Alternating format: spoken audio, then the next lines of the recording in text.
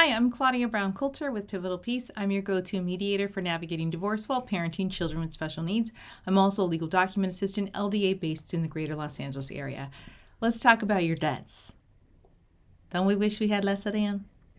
Or if we had debts, that they were actually not consumer debt and that they were actually helping us do something good with them? Well, let's talk about what's real for right now, and then we can plan for a better future. But let's talk about your debts in a marriage. This is a community property state. Welcome to beautiful sunny California, where everything is divided in half, unless you come up with a different agreement. That means the debts incurred during marriage, the judge has the right to say, yeah, well, that was incurred during the marriage. I know you didn't buy all those purses and you don't have those purses, but it's still a joint debt and you got to pay half of it. So, community debt is debt that is acquired during the marriage.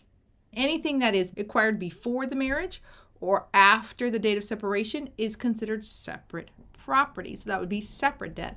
That's all your own. That Gucci bag, that Louis Vuitton that you purchased after he left you for another woman to make yourself feel better, you purchased that? I'm being silly, I know. If you purchase that after the date of separation, that is not a community debt. Okay, silly example, but you get my drift. You are both equally responsible. If your husband went out and bought a new boat, I hear that a lot. While you were married, you are both on the hook for that boat, whether he named it after you or not. Whether you're on that title or not, you are both responsible for it. So what happens during a divorce is that these things need to get divided. When people work with me, if you look at the FL 142, the state is asking for very specific information about your assets and your debts. I'm asking for that too, because if you were to mediate with me, and even if not, but especially if you're mediating with me, I want to look through all of those things and go, okay, well, what about this credit card? And what about this debt? And what about the boat? And, oh yeah, what's happening with the house? How much of a mortgage do you still have on it? Because it is very, very important for you to have a decision made about how those things are going to be divided, so that when you get to the part of, okay, we're done with our divorce, we're going to document our agreements, you need to document that he's taking the boat and he's paying for it. That needs to be documented so that in the future, there's no confusion. There's nothing in there vague. Now, you all can decide to do something different. It doesn't have to be 50-50. 50-50 is the law. If you were to have a prenup at your next marriage, then, and that is something I recommend. It's a very good idea to have a prenup, even if you feel like I ain't got nothing. You just went through a divorce. You know how stressful and painful it is. You can, in your prenup, as long as it's legally sound, put something in there about all debts are separate property.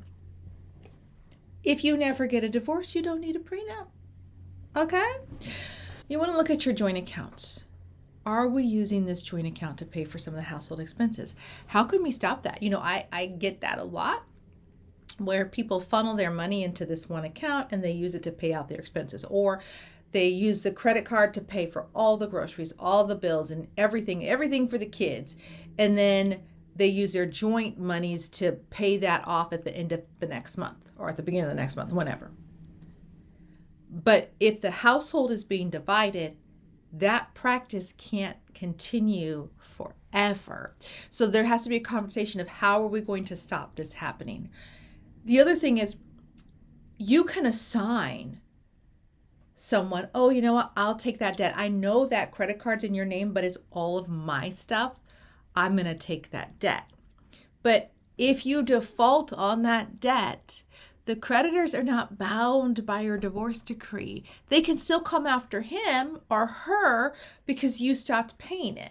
So you want to make it really, really clear that I'm paying this debt so that in the event that you default and a creditor comes looking for you and they come after your former spouse can point to the divorce decree and ask the judge to enforce it and share it with the creditor. Hey, this is part of the decree. But in the meantime, their credit's probably going to get wrecked. In that instance, if your credit is good enough, if you're able to, open up a new card so that you can close that old one and roll over that balance to the new card where it's just in your name, or vice versa, so that the other person is no longer on hook for joint debt with your name on it. That debt is gotten divided. It was joint debt. Now we're getting a divorce. It now becomes separate. You don't want your name still on that. Okay. What happens with mortgages and home loans, this is what I see happen a lot. Either they sell the house and they split the equity. And the equity is what's left after all of the bills associated with the sale of the house have taken place. And the largest bill is getting that mortgage paid off. The other thing that people do is they look at the equity. Someone's going to stay in the house. Well, when they do a buyout, they are buying out their former spouse's share of the equity. It's not half of the value of the house. You have to subtract how much is still owed on the mortgage.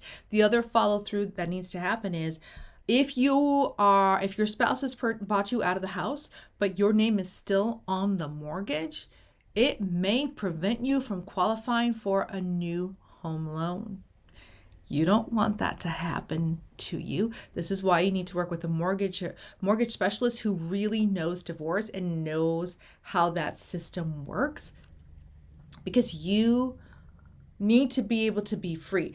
It's okay. If you have children with your former spouse, you're going to be tied together for life. But whether you have children or not, you don't want to be tied to them financially forever. Child support payments, spousal support payments, those are different. But worrying every month and biting your nails every month of, oh my God, did they pay the mortgage on time? I got to constantly check my credit. Or, oh my gosh, did they pay their credit card bill? When can this account? Why does American Express keep sending me these notices? You want to end financial ties with them as soon as possible. Sometimes couples agree, okay, this is what we're going to do with the house, and we're going to have this in place for XYZ years, and then this is going to happen. Okay, so you're tied together a few more years financially until you decide to sell the house, or your spouse can buy you out, that type of thing. But at least you know it's an end date. It's not in perpetuity. There is almost like this spiritual freedom that happens when you are not financially tied to someone else. So being clear in your divorce decree, being clear in whatever you tell the LDA to document in that step 3 is going to help you get untangled. So you want to kind of cut the cord. Well, or you can untangle the cord, whatever. Let me stop with the analogies. Student loans are a little different. Student loans are usually the responsibility of the person who took out the loan, because they are the ones benefiting from that education, and that benefit lasts well beyond the marriage, right? It's not like, oh, I became a doctor and now I'm getting a divorce, so I can't practice being a doctor anymore because the student loan. No, you have the benefit of that. But sometimes people use their student loans to support the household. So it becomes less, not just about education. It's other monies that are used to live on. That's really when a conversation should happen. And I've seen them happen in mediation a lot, where there's conversations around, this is my debt and this is your debt, but I did this with this debt. I did all the grocery shopping with my federal aid.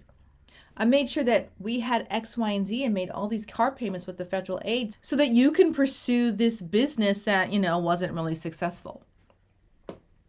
These are conversations that happen. And usually the other side is, okay, that's true. Well, how can we offset it? So in some ways it's like, well, that's still their student loan, but it's being offset by maybe the spouse taking on more joint debt that's already in their name instead of taking on this joint student loan debt. You see what I mean? So it doesn't have to be you pay half, you pay half, you pay half, you pay half. It could be you pay all of this and none of this because you're going to pay this.